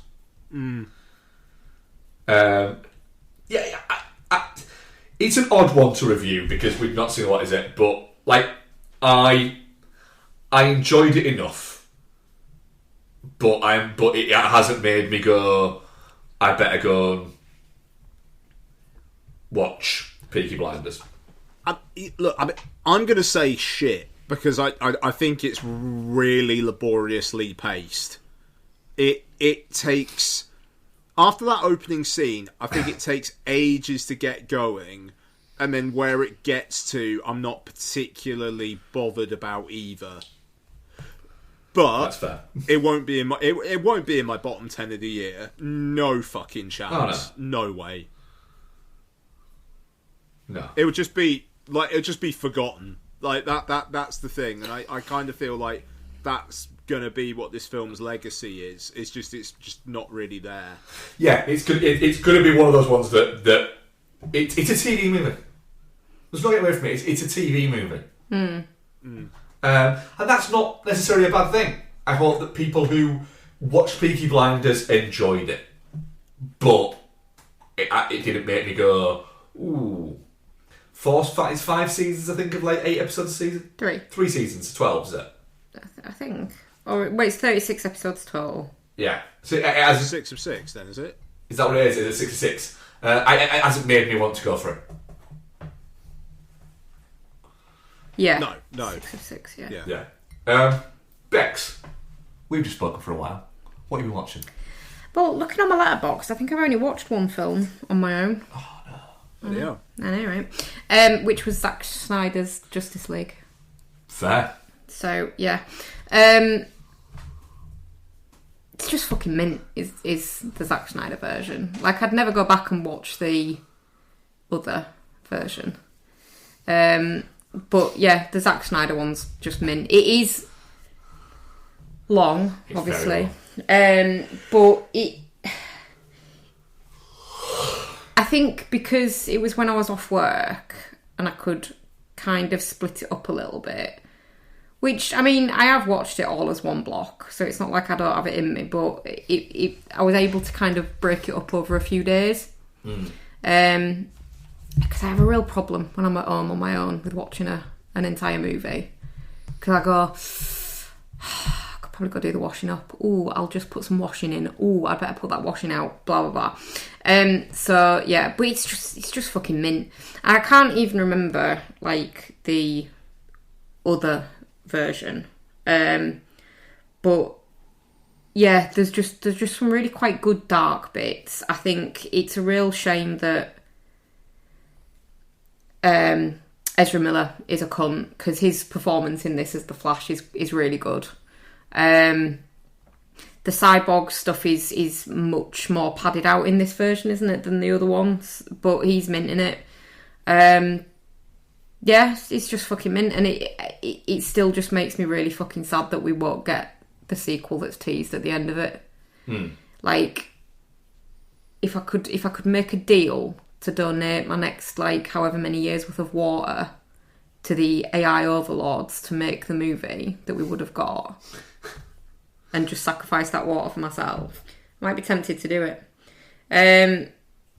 But yeah, just fucking great. Really enjoyed it. It was good to be able to treat it as an episodic thing, though, with it being 4 hours long. But yeah, that's it. That's all I've watched on my own, I think. Right, so I started rewatching Buffy the Vampire Slayer after watching the movie last week. I was like, yeah, I'm going to work my way through the series again. And I was watching it thinking, do you know what? People aren't wrong about Xander being a really toxic character. He is a bit gross. Then fucking Nicholas Brendan died.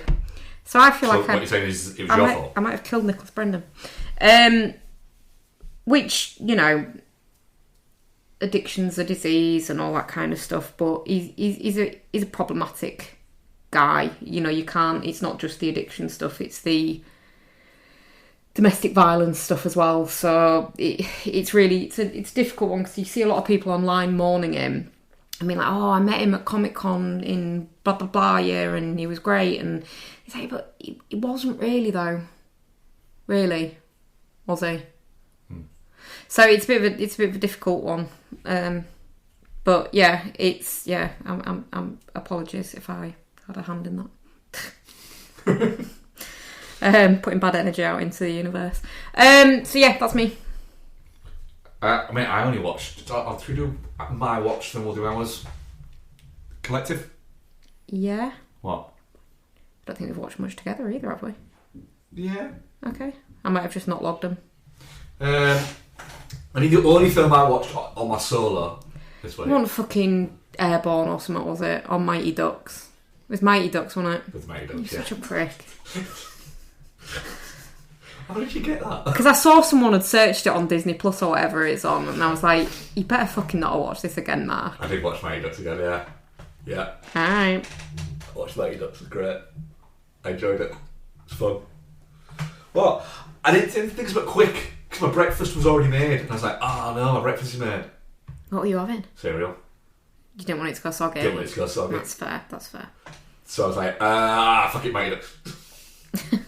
So good. Yeah. I love Mighty Ducks. Mighty Ducks is great. It's a comfort movie for me. But what have we watched together, Bex? We watched Red Rock West. We did watch Red Rock West. We need John Dahl movie, Red Rock West.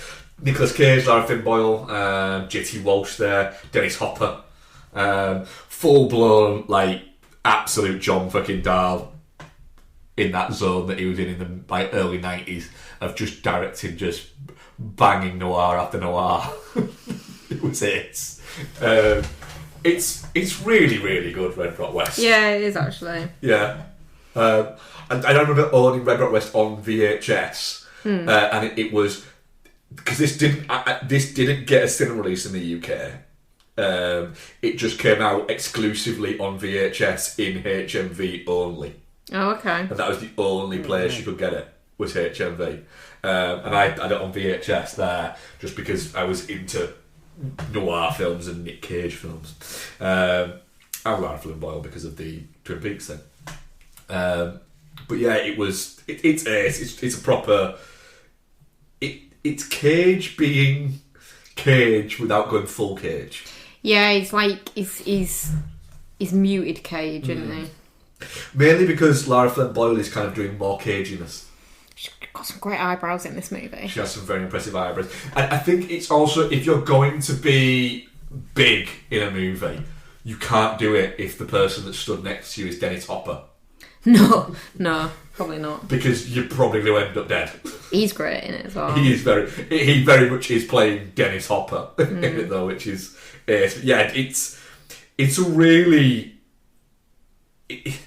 it's weird, like the fact that there was a lot of these sort of like I mean at the time this was like mid-budget, but like lower mid-budget, so like $7 million I think it cost, but you know I think John Dahl at the time, I mean John Dahl now he directs a lot of TV stuff now, but like in '89 he did Kill Me Again, the Val Kilmer movie, but then Red Rock West, Last Seduction, and Unforgettable in like a 3-year period.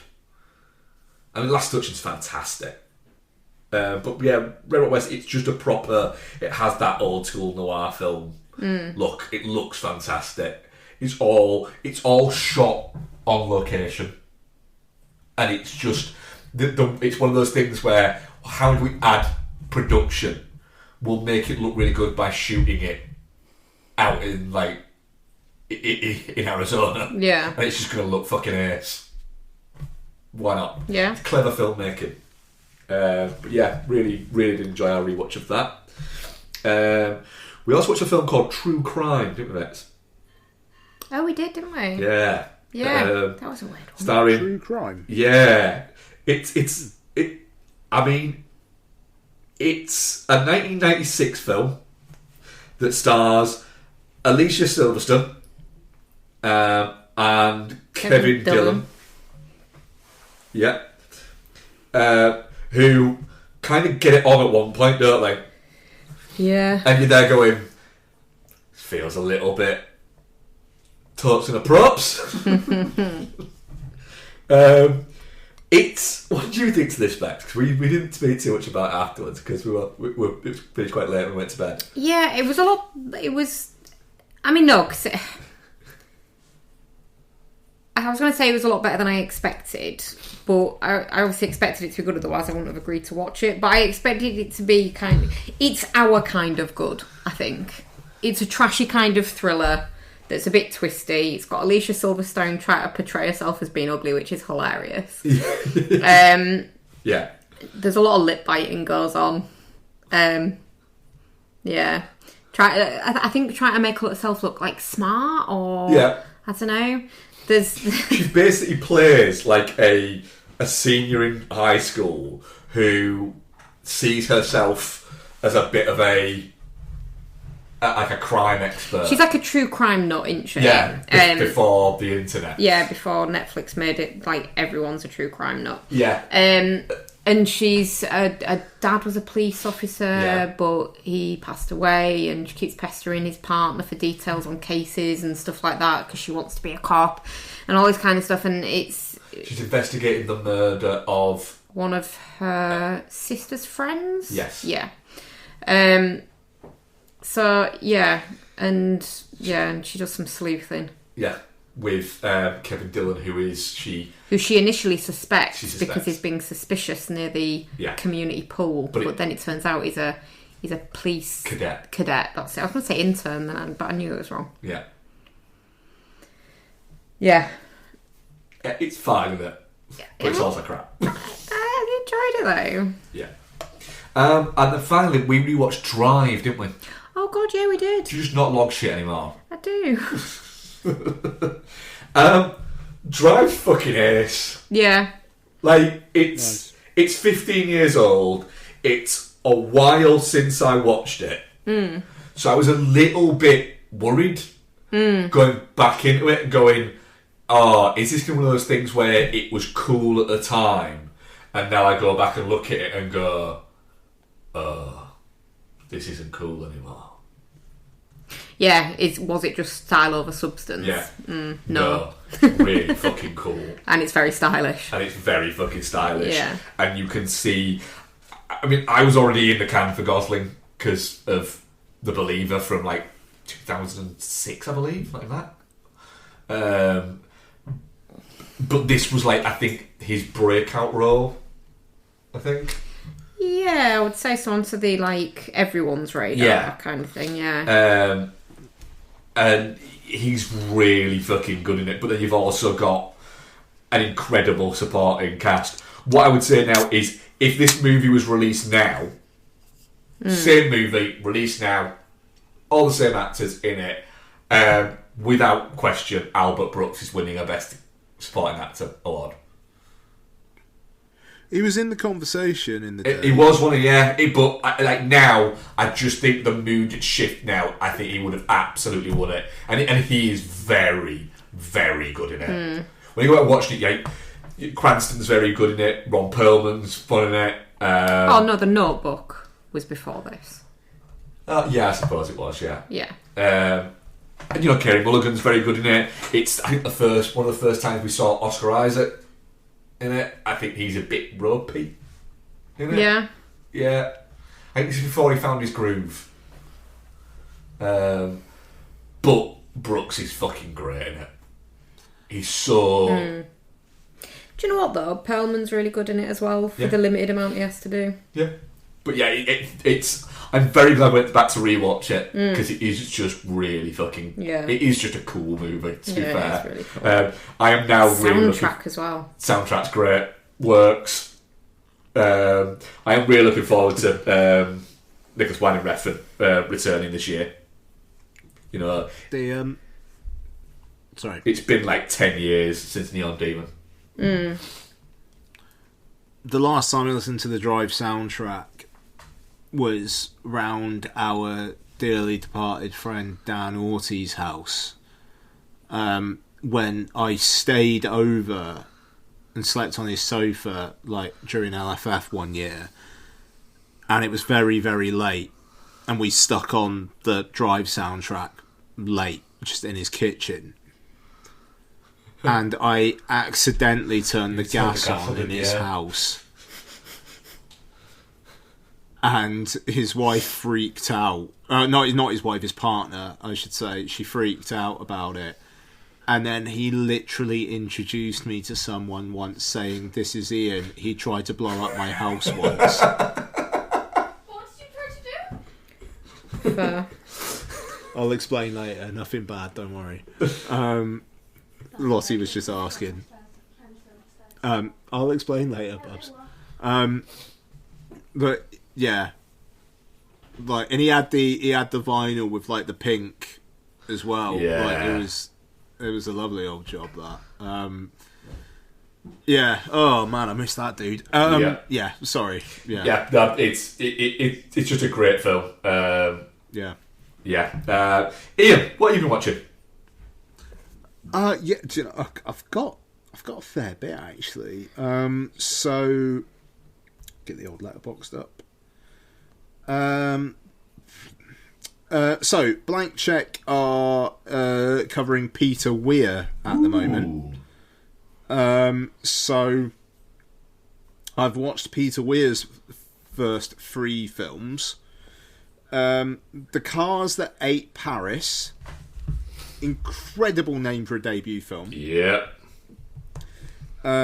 It's basically about this like Australian small town called Paris, where it's this like town where they basically set up traps going into the town to make people have car accidents and then just steal all their shit and steal all their car parts.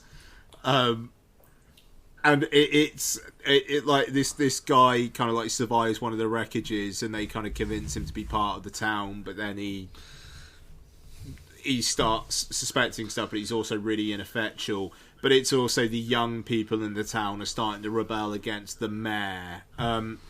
George Miller apparently basically said if it wasn't for this film, Mad Max wouldn't be made, and you see that. But yeah, the lead guy is an absolute wet blanket of a film, of a character. Basically does nothing. But it's the side characters, like the... It's got this kind of like nightmarish quality that Peter Weir in his first 3 films, they're all nightmarish in their ways. And this one, it's just this town you'd never want to be stuck in, where everything kind of feels like it's from the past, but then the people rebelling are also terrifying. So you don't feel comfortable in any world in it at all. And yeah, just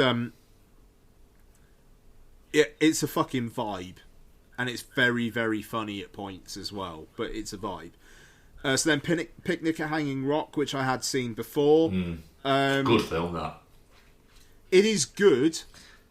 I think it verges on boring at parts. I can see why. I think we mentioned this a few weeks ago, where the kind of the patter of cinema has changed over time, and maybe I think that is one that lingers like that. It's just like the girls going missing, and then kind of the hunt for the girls and the weird shit that's going on there is great. And this and the next film we'll talk about feel like David Lynch was aware of these films. Yes, I would say.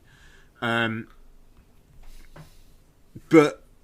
when it's more, it's the headmistress and the fact she doesn't like that other girl and that kind of relationship, I'm less into it. You know, it's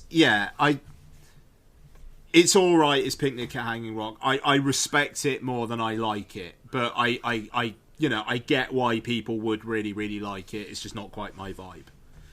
And then we got The Last Wave, which is a film I'd never seen.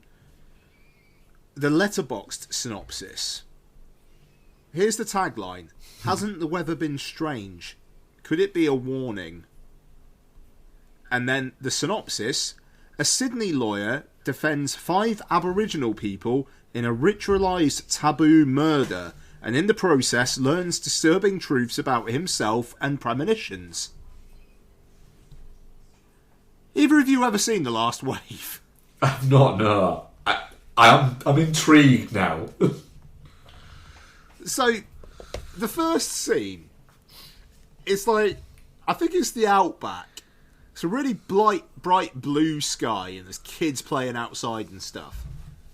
And then suddenly, it just starts pissing down. But it's still blue sky. But it's really, really rainy. And then, like, it's not in the outback anymore. It's in Sydney. And it's the most fucking bizarre fucking thing. So, this Aborigine dude steals some shit, and some other Aborigine guys go after him, and they're chasing him, and there's another dude in a car who points a stick at him or a bone at him and kills the guy.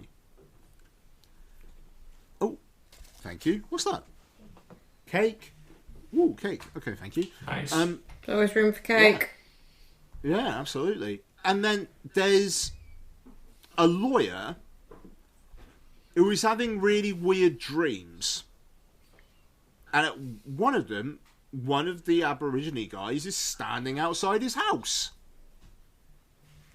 And then he has to defend these guys from murder. But then it's mental. also raining a lot. Sorry? It sounds a bit mental all over the place, this. And, yeah. And, honestly, if that sounds interesting, give it a watch, right? It's, again, at parts, I found it a bit boring. But in other parts, it was like, what the fuck's going to happen next? And again, it's a vibe. All of these films are a vibe. But they're all really, really different vibes. And it's like, what is a dream? What is reality? And again, it's so Lynchy. Oh, I might give this this a go. film was fucking 1977. So it was before he really got going. And, yeah, what was it? Eraserhead was 77, wasn't it? yeah, but it's got this kind of like apocalyptical vibe about it. But then it's also at points just a courtroom drama. I think I might have to give this a go. Honestly, mate, have my login to the Criterion channel. All 3 of these I watched on that. That's alright. Remind me, I'll fucking message you the login details. Give it a watch. It's something. I'm not going to say it's great, but it's just like, what the fuck did I just watch? I do like films like that sometimes, though, where you go, what the shit? But there's just really eerie shit as well, where like he's having these premonitions of like water getting in everywhere, and he's just like he's stuck in traffic at one point, and he's looking at something, and then suddenly it's everything around as obvious, like it's all just underwater, like so it's like suddenly this bus he was looking at. They just put this bus in a fucking pool and shot it underwater. And it's really eerie. Yeah, mad fucking film. Right, so that's The Last Wave. I talked enough about that. Millennium Actress, Satoshi Kon's second film. Yep, second film. So, director of Perfect Blue, Tokyo Godfathers, and Paprika. Millennium Actress is... Well, I'll read my Letterboxd review. Imagine if Gonzo and Rizzo from Muppet Christmas Carol were involved in a surreal quest of an actress searching for a guy she met when she was a teenager who gave her a key to keep safe and pursued him through the memories of the films she made. Does that sound like a perfect film? They made it. He only made like 4 films, didn't he? Yeah, he died really young. Yeah, like super sad, like really sad. And this film fucking bangs. It's just like this actress who has a life-informing experience at an early age, and then spends the rest of her life trying to resolve it just through movie making. And it's ace. I actually don't want to say much about it. It's a wonderful film, and it's like 85 minutes long. And I said on Letterboxd as well. I was gonna go 4.5, but then the last line literally erased any doubts I had about the film. It was like, yeah, all right, fine, great, here we go. Wonderful fucking movie, Millennium Actress. Oh, nice. Yeah, I encourage the both of you to watch it because I'd love to talk about it some more once you have. The thing is, I really like Perfect Blue and I really like Paprika, and I keep meaning to watch Tokyo Godfathers one Christmas and then keep just forgetting. It's a cracking Christmas film. Right? So I will watch it this year at Christmas, but I will watch Millennium Actress as well at some point very soon. Nice. My last one is Mercy. You watched Mercy? You're the guy. Yeah. Ah, fucking... Noel did as well. We were talking about it in the boy chat this morning. Oh, yes, you were. But I kept on pressing my listen to button when I was driving in, and I meant to comment when I got in, but then got busy. So, it's on Amazon Prime now. Yeah. So you got no excuse. So, Mercy. It is Chris Pratt sat in a chair. It really is. It's amazing. He's really sat in that chair for like 90% of the film, if not 95%.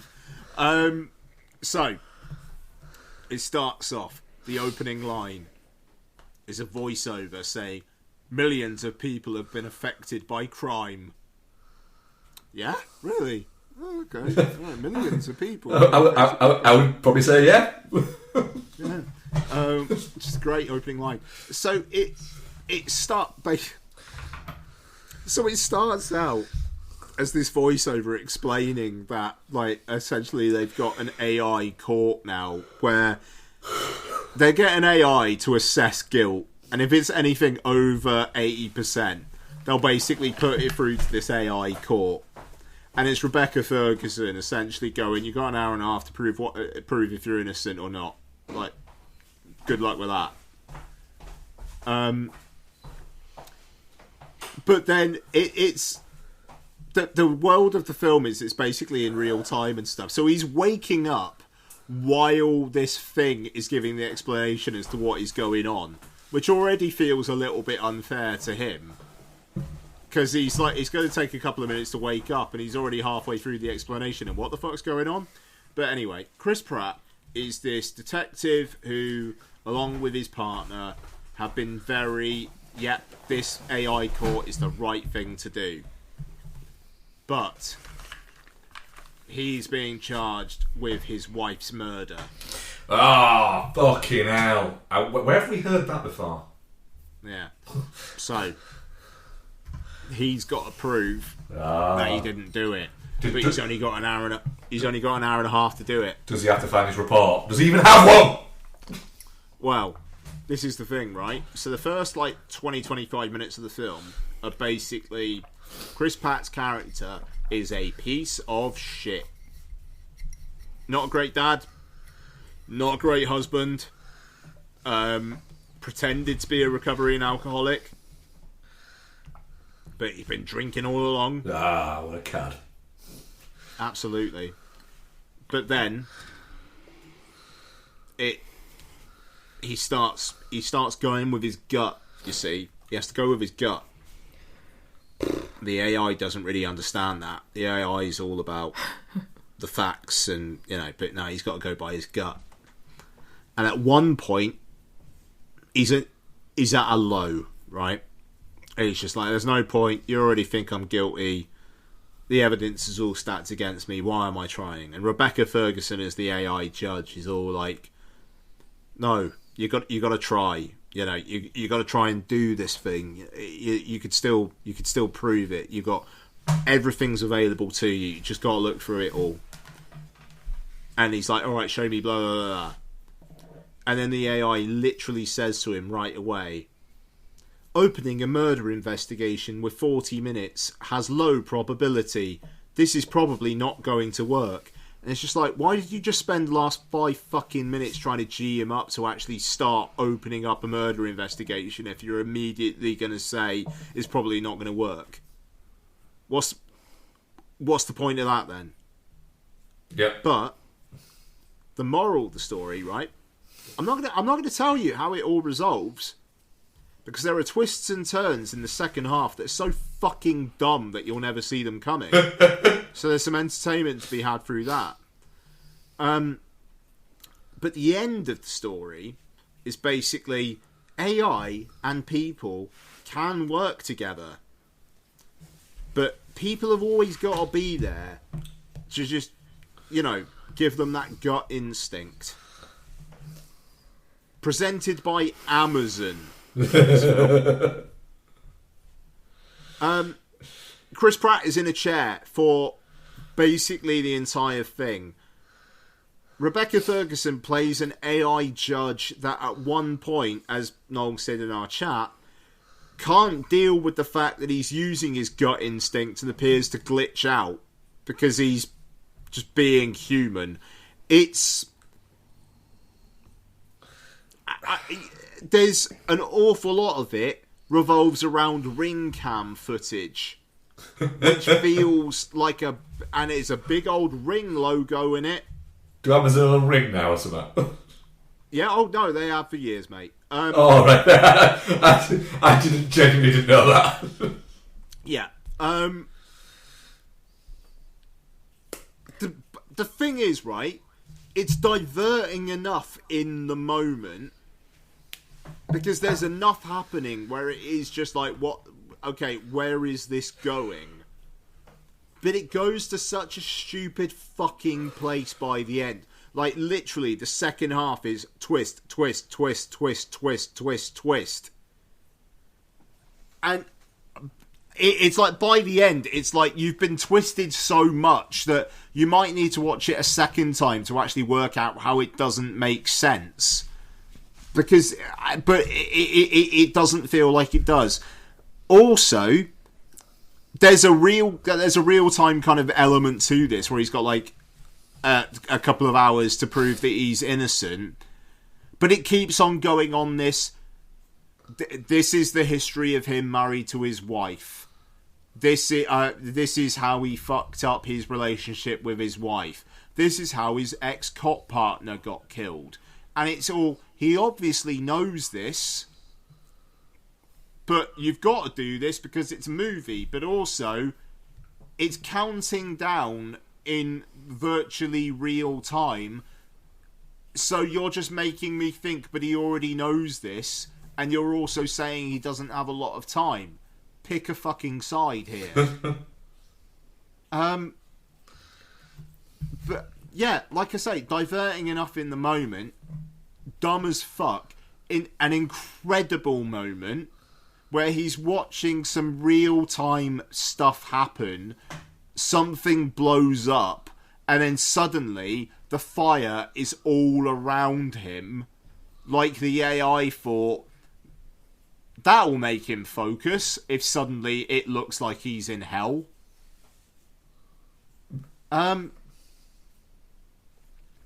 It's something. this. It sounds shit. I mean, yeah, it is. It is. I mean, Amazon also did that War of the Worlds Screen Life film. So this is directed by Mr. Screen Life himself, Timur Bekmambetov. Yeah. Who directed a film where Abraham Lincoln plays a vampire hunter and someone says Abraham fucking Lincoln. And now he's doing this. That man's fully fucking sold his soul. He could have just been doing fun genre shit. Yeah. No, he's doing this now. Fair enough. Bad movie is Mercy. It's bad. Is it worse than War of the Worlds? The Ice Cube one? I genuinely don't know. Oh, is it that bad?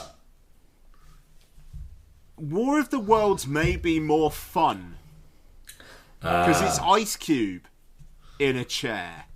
And Ice Cube looks like he doesn't know how to use a computer, so I'm guessing it's quite fun watching him one finger keys. You've not seen War of the Worlds. You should watch War of the Worlds. Should we? I feel like I might watch it at some point. Couple of beers.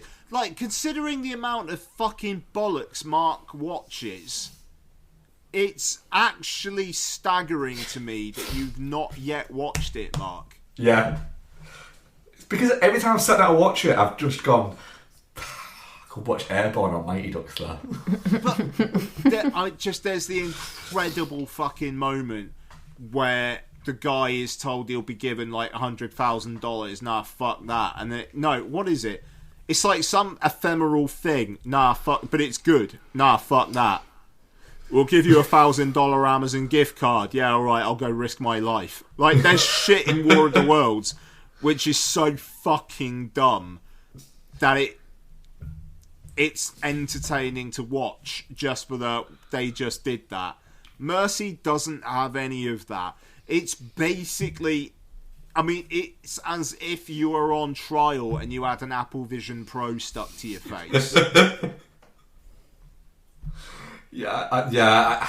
The thing is, I think I will end up at some point watching Mercy, just because I am curious. I'm Mercy curious. Look, I mean, like Griffin from Blank Check said himself that, you know, it is a film where you've got Rebecca Ferguson staring at you for a good portion of it. So, hey, you know, there's something there. Yeah. It's fair. There you go, Mercy. You'll be pleased to know I'm done. Right, we have one question. I'm actually intrigued about what the answers are going to be for this, like, genuinely. Okay. Chuck Norris is from Dylan. Chuck Norris has sadly passed away. Sadly, doing a lot of heavy work. So what are the team's favourite Chuck Norris films, especially given his shift from action icon to meme legend? My feeling is that I think that the memes are stronger than the man. I legitimately couldn't name a Chuck Norris movie, so I'm bowing out with this question. Ian. Was he in Dodgeball? He was in Dodgeball, yeah. That'll do. Fine. I mean, I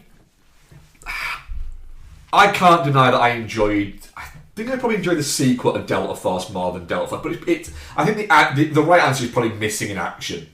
It's dumb, it's stupid, it's really, really silly. But I do remember kind of enjoying it when I was a kid, is what I would say there. But yeah, I mean, he's got a posthumous release coming out called Zombie Plane. Yeah, but at least if you watch his old stuff, you can go, oh, well, this was before he was a fucking nut job. Whereas now, if you watch a posthumous one, it was like well in his nut job phase. I got no interest in Chuck Norris whatsoever, and quite frankly, seemed like a reprehensible dickhead. Sorry to his family, but I'm not sorry he's gone. Zombie Planes has Chuck Norris as Commander Chuck Norris. Do you want to read out some of the other people that are in it? Go on. Bob Geldof. Fucking hell. What? Yeah. Bob Geldof. Iced tea. Vanilla Ice. What? What even is this film? Don't know. Is it You real? got a trailer? I don't know. It's out late. It's out next year, apparently. It's got to spend a year in post for the extensive visual effects. Yeah. What are you eating? It's cake. Aha. I was wondering if that was getting picked up on mic. I'm so sorry. I didn't think it was. I am eating cake. Sorry. That's fine. Yeah. Right. So at some point, I will review that. So yeah. What are we covering next week, Ian? You're going to have to give me a second. It's They Will Kill You, isn't it? Is it They Will Kill You? I next think week? so, yeah. I think it's out on Friday. Yeah, isn't it is. It is, yeah. Finish up. She's right. They Will Kill You. That's what we're covering next week. Fucking excited for that. Please. Please don't be a disappointment. Reviews are that the trailer is the energy the film has. I am here for that. And that it is a lot of fun. I'm just going to check to see how long it is to see like whether or not that is just 94 minutes. Oh, that's Beautiful. lovely. Yeah, that's going to be like what, 87 minutes before credits. Oh, Yeah, chef's kiss. yeah. I mean, the only thing that's pulling that motherfucker down is the fact that fucking Tom Felton's in it.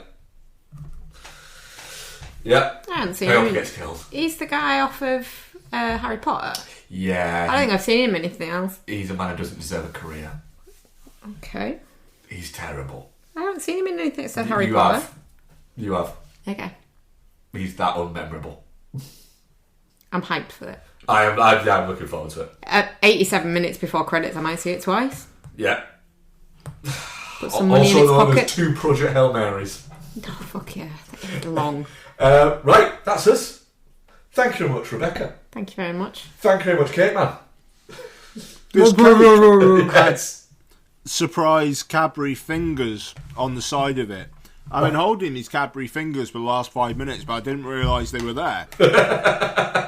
So then I bit into them. It was like, what the fuck's that? It's like, oh shit, it's Cadbury fingers. Have you got sticky, melty chocolate child hands now then?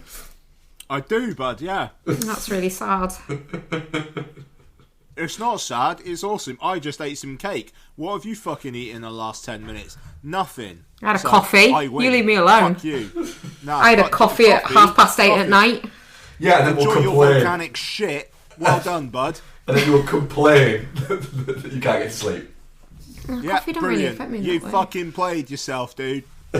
Well, it just gives me more time to replay Resident Evil 9. So You fuck do. you. Might do. Not tonight. Right, But at some point. Nice. goodbye. Bye.